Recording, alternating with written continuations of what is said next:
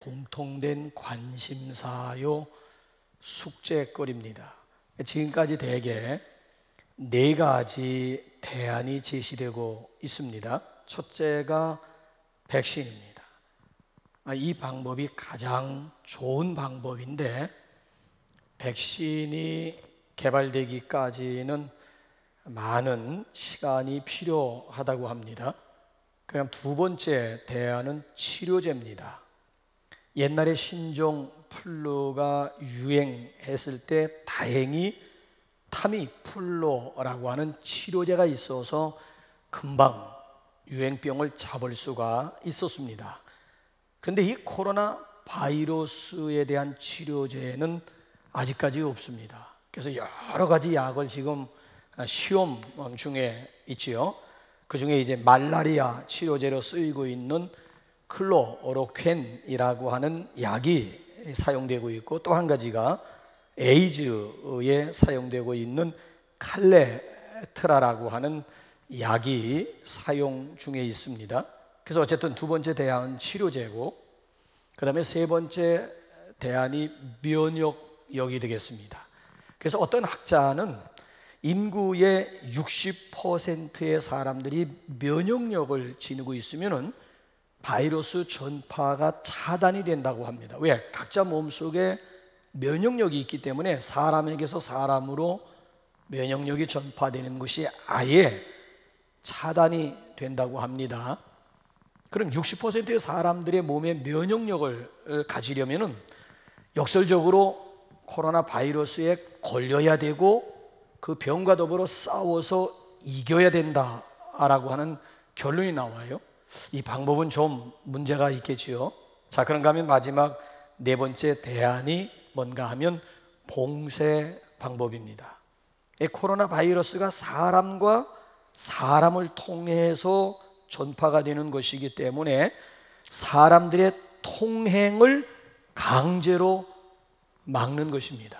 중국 우한에서 우리가 보지 않았습니까? 아예 그 우한 도시를 아예 폐쇄시켜 가지고 들어오지도 못하게 하고 나가지도 못하게 함으로 그나마 우한에서 우글거리고 있는 바이러스를 그나마 진정시킬 수가 있었지 않습니까? 그러니까 사회적 거리 두기를 강제로 실시하는 방법이 있습니다. 자, 사람들로 하여금 방콕하게 만드는 거예요. 방콕이 무슨 말이죠? 방에 콕 처박혀 있도록 만드는 방법입니다. 여러분, 이 방콕으로 인한 부작용이 지금 세계적으로 심각한 그런 수준에 이르렀다고 하지 않습니까? 대표적인 현상이 우울증입니다. 세계적으로 지금 남녀노소 구분 없이 우울증 환자들로 득실거리고 있습니다. 이에 따라서 자살률이 굉장히 지금 급속도로 팽창되어져 가고 있습니다. 우리 교회의 권사님들도 3월 달 같은 경우에는 목사님, 자살이 죄가 아니라면 스스로 목숨 끊고 싶습니다 라고 호소하는 그런 어른들도 계셨습니다. 자살이 죄가 아니라면 이건 사는 게 사는 것 같지 않다라고 하는 그런 표현을 하는 거예요. 이게 관계 단절에서 오는 이 외로움이라든지 소외감이라고 하는 것을 참을 수가 없다라고 하는 얘기예요. 그런가 하면 여러분 보세요. 팬데믹 유행병으로 인해 가지고 관계가 단절됨으로 인해 가지고 대인 공포증까지 생기게 되었어요. 이젠 정말 사람 만나는 게 겁이 나는 시대가 되었다니까요. 아무나 만나는 것 아니에요. 심지어 의심병까지 들었습니다. 누군가가 옆에서 간단한 재채기나 하고 기침만 하더라도 벌써 이렇게 되는 거예요. 저 사람 혹시 이래가지고 사람을, 그래서 이 전염병에 한번 걸리게 되면 졸지에 죄인 아닌 죄인이 되어버리고, 누군 뭐 걸리고 싶어 걸렸나? 그런데 이 코로나에 확진 받게 되면 그 순간부터 낙인이 찍혀버리는, 그러니까 이게 참 무서운 병이 아닐 수가 없는 거예요. 자, 이런 사회적인 전반 분위기 속에서 우리 사회가 점점 부정적으로 변해 간다라고 하는 얘기죠. 우울함, 좌절감, 낙심, 절망, 뭔가에 대한 분노, 아니면 두려움, 염려, 아니면 원망 어린 이러한 마음, 이 부정적인 바이러스가 지금 온 사회를 지배하고 있다라고 하는 이런 안타까운 현실이지요. 그래서 정신심리학자 로버트 리 박사가 오늘의 이 시대를 놓고 이렇게 진단을 했습니다. 지금 가장 큰 전염병 발생률이라고 하는 것은 코로나가 아니고 두려움이다. 두려움. 이젠 코로나를 넘어서 사람들 마음을 지배하고 있는 것이 두려움이라고 하는 거예요. 두려움. 자, 그렇다고 한다면 이런 부정적인 바이러스를 잡을 수 있는 백신이 뭘까요? 믿음 백신입니다. 그러니까 절망 바이러스를 극복할 수 있는 유일한 대안이 있다면 그게 바로 믿음 백신이라고 하는 거예요. 그래서 일찍이 절망은 죽음에 이르는 병이라고 진단했던 케고르라고 하는 사람이 이런 말을 했습니다. 믿음은 절망의 해독제다.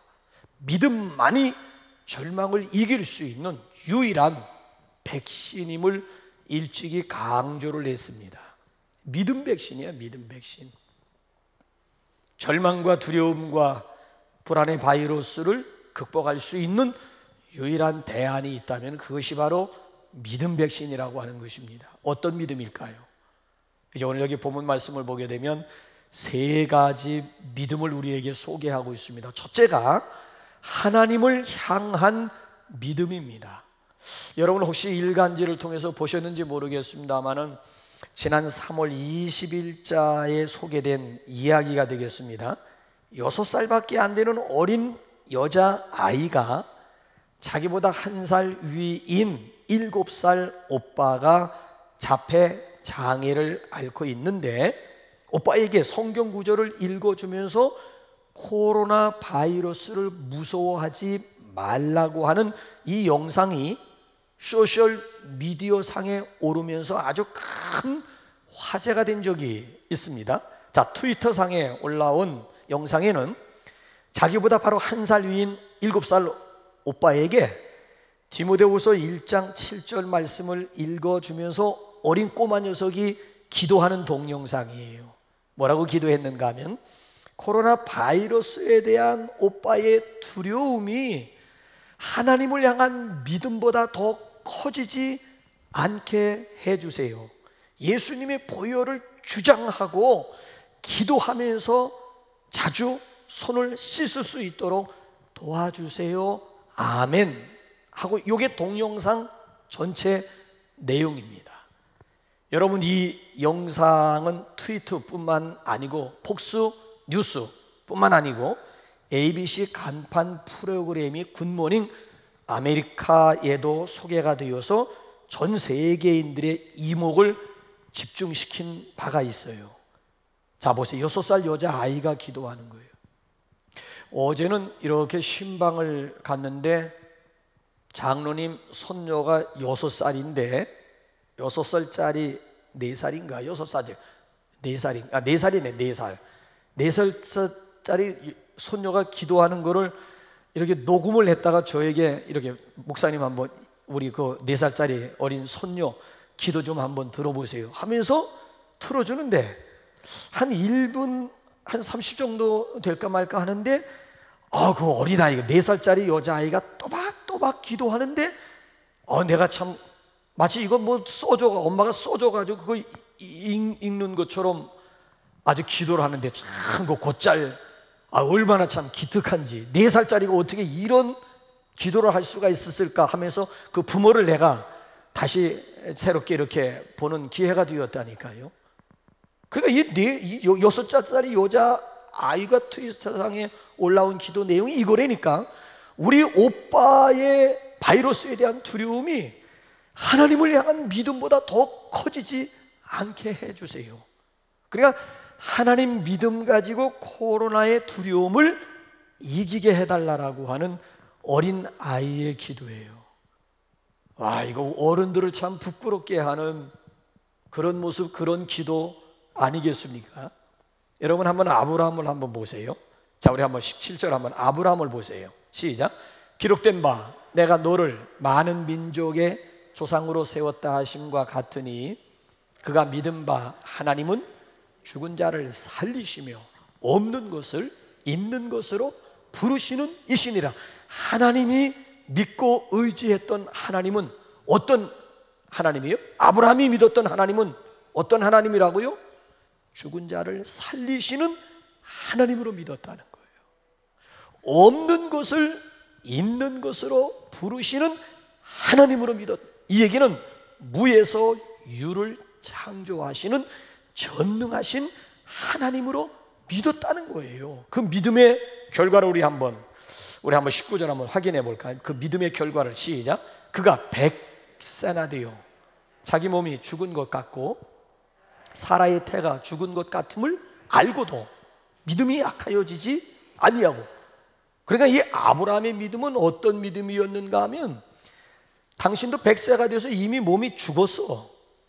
아내 사라도 90세가 되어가지고 이미 그의 몸 자체도 죽었어요. 그러니까 남자 여자로서의 기능마비가 되었다는 얘기예요. 더 이상 남자 구실도 못하고 여자 구실, 비생산과가 되었다는 얘기. 자기들의 몸이 죽은 것을 알고도 믿음이 약해지지 않았다는 거예요.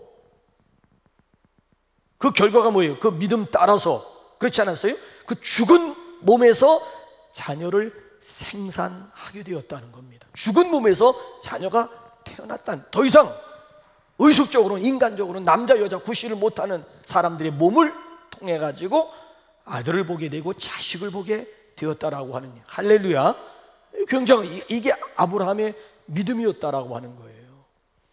여러분, 그렇습니다. 우리가 믿는 하나님을 작은 하나님으로 만들지 마시기 바랍니다. 그래서 이런 책이 있어요. Your God is too small. 너의 하나님은 너무 작다. Your God is too small. 당신이 믿는 하나님은 너무 작다. 여러분들은 어떤 하나님을 믿고 계십니까? 여러분이 믿는 하나님은 어떤 하나님이에요? 얼마나 크신 하나님을 믿고 계십니까? 혹시 내 꿈의 크기에, 내 능력의 크기에, 내 형편, 내 환경의 크기에 따라서 하나님을 제한하는 분들 없습니까? 하나님의 능력을 혹시 내 경험 가운데 하나님의 능력을 제한하는 분들은 없습니까? 알렉산더 대왕 곁에는 지혜를 빌려주는 늙은 신하가 있었습니다. 이 늙은 신하가 요즘 말로 전역을 하고 이제 고향으로 돌아가게 되었습니다. 자, 퇴역하는 노 신하를 향해서 알렉산더 대왕이 마지막으로 물었습니다. 당신의 소원이 뭐냐? 내 소원 한 가지만 얘기해봐라. 그랬더니만 이 퇴역을 하는 이 노 신하가 주저없이 얘기를 하는 거. 폐하께서 지금까지 점령하신 많은 나라들 중에 하나를 저에게 주시기 바랍니다. 이 소리를 듣고 주변에 있는 신하들이 발끈했습니다. 이건 불경제다, 불경제. 아무리 소원을 이야기하라고 했기로서는 감히 폐하의 나라 하나를 달라고 한다니, 이건 불경죄라고 하면서 모두가 다 발끈했어요. 그럴 때 알렉산더 대왕이 껄껄 웃으면서 흔쾌히 허락했다고 합니다. 그래, 나라 하나를 내게 주마. 너는 내가 나라 하나를 내게 줄 만큼 큰 인물로 나를 인정해 주었도다. 너는 나에게 큰 영예를 안겨 주었도다. 내가 너에게 나라 하나를 주마. 역시 그릇은 그릇이고 인물은 인물 아니겠습니까? 그러니까 여러분들은 얼마나 크신 하나님으로 여러분들이 인정을 하십니까? 여러분의 인생 어떤 환경에서 태어났느냐에 따라서 결정되는 게 아니에요. 얼마나 훌륭한 조건을 가지고 출발했느냐에 따라서 결정되는 것도 아니에요. 여러분 스스로가 어떤 사람인가에 따라서 결정되는 것도 아닙니다. 그러니까 여러분과 함께 하시는 하나님, 그 하나님의 크기에 따라서 여러분의 인생이 결정돼, 여러분들이 경험하고 있는 그 하나님의 크기에 따라서 결정이 되는 거예요. 그러니까 중요한 것은 상황이 얼마나 어려우냐에 있는 게 아니라는 거예요. 오히려 최악의 상황이라고 하는 것은 하나님이 일할 수 있는 최고의 시간이 된다라고. 여기에 바로 우리의 믿음을 써야 된다라고 하는 거예요. 우리가 믿음으로 순종할 때 하나님의 역사가 일어납니다. 우리가 믿음으로 순종할 때 하나님이 기적을 일으키십니다. 그러니까 우리 편에서 보면 기적인데 하나님 편에서는 기적이라고 하는 건 없어요. 다 일상적인 평범한 것, 하나님의 평범이 우리에게는 그게 놀라운 기적이 되는 거예요. 그래서 빌 존슨이라고 하는 사람이 하늘이 땅을 침노할 때라고 하는 이런 책을 썼는데, 그 책 내용 보게 되면은 하늘의 어마어마한 능력과 축복을 받는 비결이 있다는 거예요. 자, 그럼에도 불구하고 현대인들은 하나님보다 더 똑똑해져 가지고요, 자기 생각, 자기 감정, 아니면 자기 경험, 자기 상식에 맞지 않으면은 주사날 튕겨가면서 거부한다는 거예요. 예. 그래서 그리스도인들은 하나님이 도와주시지 않아도 될 일들만 한다는 거야. 하나님의 도움이 필요 없는 그런 계획들을 세운다는 거예요. 예. 모든 것을 자기 판단으로 다 결정해버리기 때문에 하나님이 도와줄 일이 없다는 거예요. 그래서 하나님의 도움이 필요 없는 그런 사람들이 되어버리고 말았다는, 이를 가리켜서 실천적 무신론자들이라고 얘기를 하는 거예요. 그리스도인들 가운데 실천적 무신론자들이 너무 많다는 거야. 실천적 무신론이라고 하는 것은 머리로 하나님 인정한다니까요, 마음으로 하나님을 믿는다니까요. 근데 실제적인 생활 속에서 보게 되면 하나님이 안 보여. 하나님이 없다는 거야. 머리로는, 가슴으로는 하나님을 인정하고 하나님을 믿고 있는데 실제적인 구체적인 삶 속에서는 하나님을 믿지 않는 실천적 무신론자들이에요. 실천적 무신론자들. 그러니까 우리가 인생의 막다른 골목에서 한계를 우리가 경험할 때가 많잖아요. 그 순간이 바로 하나님의 임재가 나타나는 순간입니다. 그 순간이 바로 전능하신 하나님의 손길이 나타나는 순간입니다. 우리가 문제를 보고 주변의 상황을 둘러보게 되면 더 복잡해집니다. 좌절과 절망에 사로잡힐 수밖에 없습니다. 그래서 한번 크게 아파본 사람들은 자기도 모르게 병에 매여 있습니다. 사업을 하면서 크게 부도를 당해본 사람은 자기도 모르게 재물에 매여 있습니다. 인간관계 속에서 아주 큰 상처를 받은 사람들은 관계에 대해서 매여 있는 자기 자신들의 모습을 발견하게 되는 거예요. 여러분, 이 마귀라고 하는 놈은요, 우리를 과거의 경험에 묶어 놓습니다. 그래서 앞을 향해서 꼼짝하지 못하도록 우리를 꽁꽁 묶어 놓고 있습니다. 그러니까 이럴 때 우리가 앞을 향해서 나갈 수 있는 힘이 바로 믿음의 힘이라고 하는 거예요. 그러니까 과거의 경험에 매여 있는 우리의 자세로 하여금 앞을 향해서 치고, 그렇죠, 나갈 수 있는 에너지가 바로 믿음이라. 이럴 때 필요한 것이 믿음의 능력이라고 하는 거예요.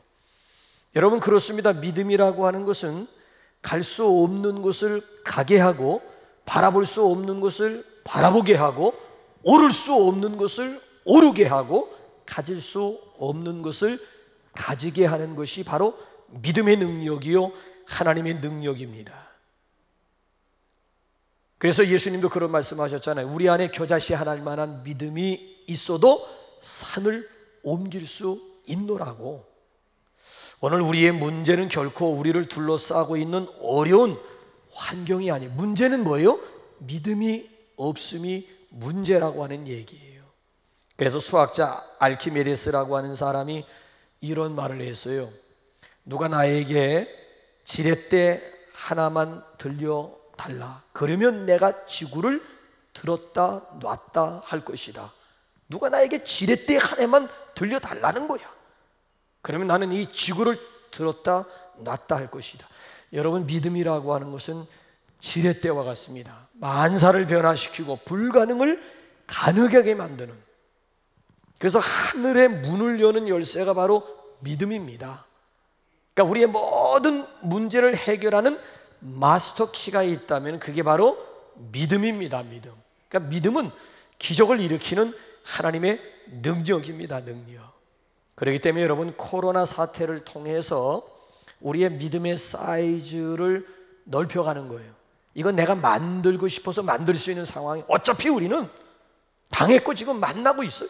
그러니까 이런 코로나 사태를 통해서 내 믿음의 그릇을 키워갈 수 있는, 업그레이드할 수 있는 절호의 기회예요. 여러분, 결코 하나님의 능력을 제한하지 마시기 바랍니다. 전능하신 하나님을 바라보고 의지하면 하나님의 축복이 내 축복이 되고 하나님의 능력이 곧 내 능력이 될 줄로 믿습니다. 그래서 오늘도 하나님을 신뢰함으로 요단강을 향해서 발을 내딛는, 하나님을 믿고 의지하는 가운데 그물을 던져 만선의 기쁨을 경험할 수 있는 저와 여러분들이 되시기를 주님의 이름으로 축원합니다. 자, 그런가 하면 두 번째로, 아브라함이 하나님을 믿었는데 그 믿음은 포기하지 않는 믿음입니다. 자, 우리 한번 18절 다 같이 한번 읽어볼까요? 18절 시작. 아브라함이 바랄 수 없는 중에 바라고 믿었으니 이는 내 후손이 이 같으리라고 하신 말씀대로 많은 민족의 조상이 되게 하려 하심이라. 자, 아브라함이 바랄 수 없는 가운데서 포기했다라고 하는 얘기가 아니잖아요. 아브라함은 바랄 수 없는 가운데서 바라고 믿었다라고 하는 말씀입니다. 바랄 수 없는 가운데서 바라고 믿었음을 여기서 지금 강조해주고 결국 믿음의 조상이 됩니다. 1849년 미국 캘리포니아에서는 금이 많이 쏟아져 나와가지고 그 해를 일컬어 황금의 해라고 불렀습니다. 1849년을 황금의 해라고 불렀어요. 자, 어떤 청년이 일확 천금에 대한 꿈을 안고 금광을 사고 이렇게 채굴을 시작을 했습니다. 아무리 봐도 금이 나오질 않는 거야. 그래서 에이쌍 그래가지고 헐값에 금광을 팔아버렸어요.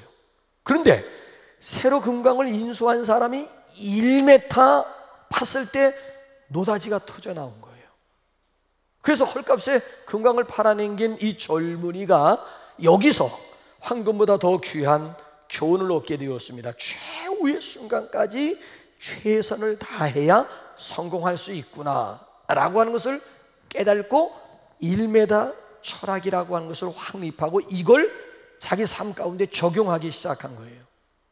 이 양반이 금광을 팔아 제끼고 노다지 터진 것을 보고 1m 철학을 정립을 하고는 보험회사의 세일즈맨으로 들어갔어요. 영업사원으로 들어가서 1m 철학을 실천을 했습니다. 자, 고객을 대할 때마다 내가 여기서 포기하면 이때까지 기울인 모든 노력이 헛속으로 돌아간다 라고 생각하고 끝까지 최선을 다해서 결국 일을 성사시켜 나가기 시작을 했습니다. 1m 철학이 바로 이 청년을 CEO로 만들었고 거부로 만들었다라고 하는 실화가 있어요. 여러분, 이 인생에서도요 1m 철학이 필요합니다. 이제 막 결혼한 신혼 가정 속에도 1m 철학이 필요합니다. 갓 들어간 직장 속에서도 1m 철학이 필요합니다. 특별히 현대인들에게는 1m 철학이 필요한. 왜? 이제는 평생 직장이라고 하는 것은 없습니다. 미안하지만 우리 세대, 우리 윗세대만 해도 평생 직장 개념 가지고 직장생 이제는 없다니까. 1년에 12번씩 직장을 갈아치우고 있는 이런 갓 들어간 직장 속에서도 1m 철학이 필요하다니까요. 이제 사업을 막 시작한 사업가에게도 1m 철학이 필요해요. 더욱이 우리 신앙인들에게는 1m 철학이 더더욱 필요합니다. 자, 하나님께서는 우리의 기도에 반드시 응답을 해주십니다. 그런데 응답받기까지에는 1m 철학이 필요하다라고 하는 1m를 앞에 놓고 포기하는 그리스도인들이 너무너무 많기 때문에 그래요. 아니, 심었으면 결실을 봐야 되잖아요. 심어놓고 중간에 포기하는 사람이 많아. 일을 시작해 놓고 그리고 중간에 포기하는 사람이 너무 많아. 모처럼 마음이 결심을 하고 그것이 작심삼일로 끝나버리는 사람들이 너무너무 많이 있더라는 거예요. 자, 월남전에 참여했던 우리 한국 군인들이 월남전이 끝나자 호주로 많이 넘어갔습니다. 영주권 가지고 넘어간 것이 아니라 관광 비자 가지고 호주로 넘어갔습니다.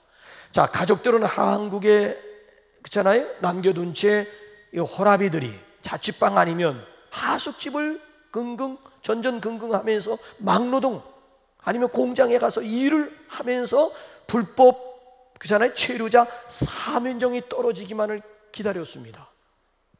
아무리 기다려도 불법 체류자 사면정이 떨어지질 않자 한 사람 두 사람 호주를 떠나기 시작을 했습니다.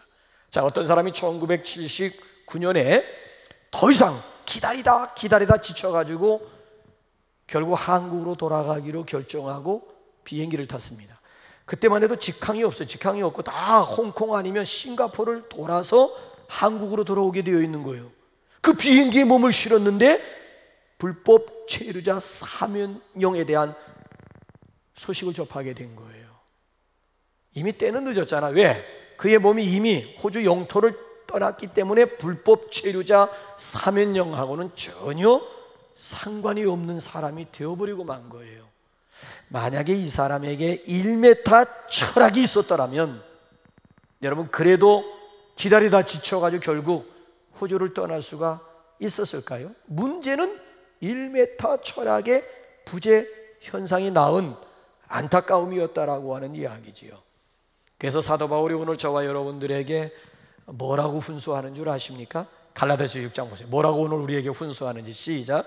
우리가 선을 행하되 낙심하지 말지니 포기하지 아니하면 때가 이름에 거둘. 포기만 하지 않으면 반드시 거둔다는, 결실한다는 거야.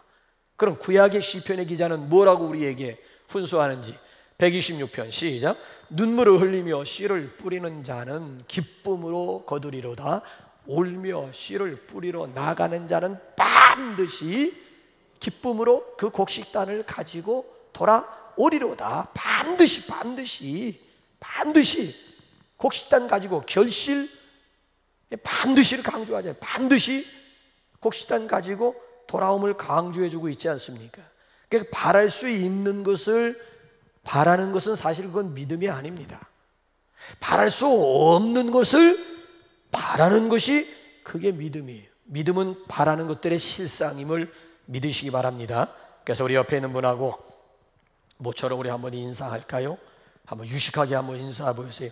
Never give up. 한번 좀 유식하게 한번 영어로 한번 Never give up. 옆에 있는 분에게 한번 Never give up 해보세요. 그럼 옆에 있는 분이 또 그분을 쳐다보면서 결코 포기하지 맙시다. 절대 포기하지 맙시다. 한번 번역해 주시기 바랍니다. Never give up이라고 하는 것은 결코 아니면 절대 포기하지 맙시다예요. 여러분 그렇습니다. 우리 그리스도인의 사전에는 포기라고 하는 단어가 없습니다. 이 포기라고 하는 말은 딱 한 번 써야 되는데 언제? 배추김치 할 때나 여러분 쓸 수 있는 단어가 포기라고 하는 말이에요. 그리스도인들에게 막다른 골목이란 없더니 다만 기도의 무릎, 기도의 자리만 있을 때는 막다른 골목이다 싶으면 그 자리에 무릎 꿇으면 하나님께서 길을 열어주시면 길을 만들어주시든가 아니면 길을 열어주시는 막다른 골목 없어요. 이게 인간의 한계다 싶으면 그 자리가 바로 기도 무릎의 자리만 되면 반드시 하나님께서 길을 열어주실 줄로 믿습니다. 자, 그런가 하면 마지막 세 번째로 아브라함의 믿음은 약속을 붙잡는 믿음입니다. 여러분 믿음이라고 하는 정의는 토탈 억셉턴스라고 얘기, 전적으로 수용하고 전적으로 받아들이는 거예요. 자, 우리 한번 20절 21절 끝으로 한번 읽어볼까요? 20절 21절 시작. 믿음이 없어 하나님의 약속을 의심하지 않고 믿음으로 견고하여져서 하나님께 영광 돌리며 약속하신 그것을 또한 능히 이루실 줄을 확신하였으니. 자, 여기 보면 아브라함이 하나님의 약속을 의심하지 않았다는 거예요.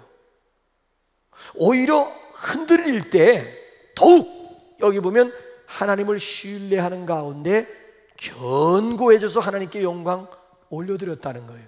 어떻게 이것이 가능해요? 21절 말씀을 보게 되면은 하나님의 약속을 그의 마음속에 확신하였기 때문이라는 거예요. 여러분, 요 20절, 21절이 구약의 어떤 배경 가운데서 기록된 말씀입니까? 아브라함이 75세가 되었을 때 하나님께서 그에게 아들을 약속합니다. 그것도 밤에 잠을 자고 있는 아브라함을 깨워가지고 밖으로 끄집어낸 다음 하늘을 바라보라고 그랬어요.